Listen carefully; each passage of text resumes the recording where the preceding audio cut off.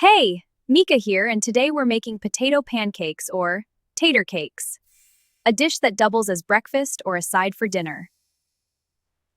Start by peeling and chopping a medium to large russet potato. Anywhere between 8 and 10 ounces would be best. Boil the pieces of peeled potato until fork tender, about 20 minutes at a medium boil. Then mince 4 to 5 ounces of yellow onion. Drain the potatoes well and mash them in a large mixing bowl with the softened butter and half the milk. The full written recipe is in the comments below.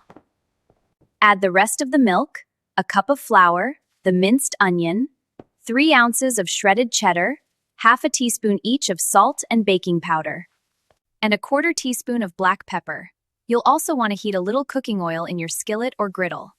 Cook the pancakes in batches by dropping spoonfuls of batter into the skillet and smoothing them into 2 or 3-inch rounds.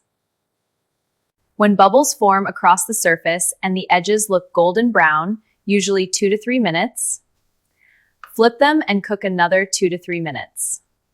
When they're done, serve immediately. You can use syrup and butter if you want, but I like sour cream and hot sauce on mine. All that's left is for you to make these tater cakes a reality in your kitchen.